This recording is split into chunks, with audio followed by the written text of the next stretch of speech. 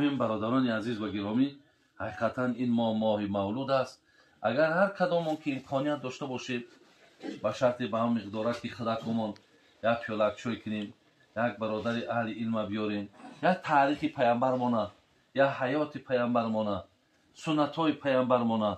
برای ما و شما گوشزد کنه. اگر امکانش نباشه همین خانه اگه میتونیم که همین یک کیلو برنج، 2 کیلو برنج هم آش کنیم و بگیم یک در سرخانه که بچه نمی آیلوی بکنیم، بگیم این به خاطر ماه مولود بچه. برادر دیگری سوالشون این بوده که کدام آیه و کدام سنت پیامبر گفته که مولودی درست نیست؟ آیا این کار گناه داره؟ و تشکری کرده از برنامه. درباره مولود ببینید رسول الله صلی الله علیه و سلم برای ما یک اصول و ضوابطی رو قرار داده.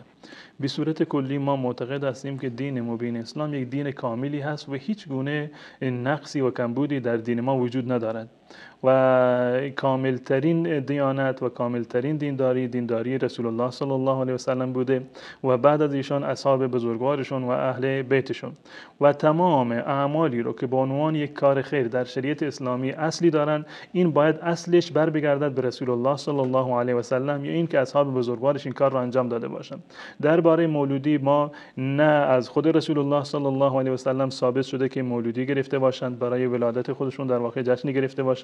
و نه از اصحاب ایشون، نه ابوبکر، عمر، عثمان، حتی از خانواده ایشون حضرت علی رضی الله تعالی عنه و بقیه اهل بیت در طول تاریخ سابقه ای ندارد که بیان برای رسول الله صلی الله علیه و سلم جشن ولادتی رو بگیرن. جشن ولادت گرفتن به این معنی که ما یک روزی رو مشخص بکنیم فقط به خاطر اینکه جشن بگیریم، اینو برای خودمون عید قرار بدیم، در این روز مردم صدقه و خیراتی بدن یا یک مثلا اموالی رو حتی مثلا نذر بکنند اینو بدهند یا حتی به عنوان اینکه ثوابی کسب بکنند برای این چنین جلساتی یک چیزی رو صرف بکنند. اینا تمام موارد عبادی هست، ما به نیت تقرب این اعمال رو انجام میدیم. در نیت تقرب حتما در عملی که به عنوان تقرب انجام میگیرد حتما باید یک اصل شرعی رو قبلا داشته باشه که در این زمینه هیچ گونه اصل شرعی وجود نداره، بلکه معیار اصلی که رسول الله صلی الله علیه و سلم برای ما قرار داده این است که ایشون فرمودن در روایات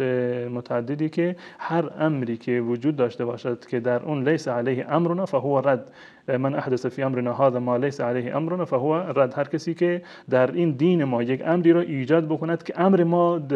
مشمول اون نمیشد، ما به اون دستور ندادیم، از جانب ما تأیید نشده، از جانب ما بنیانگذاری نشده، این از دیدگاه اهل سنت و الجماعت به استدلال از احادیث رسول الله صلی الله علیه و سلم این رد هست و هیچ گونه جایگاهی رو در دین مبین اسلام نداره. اما اگر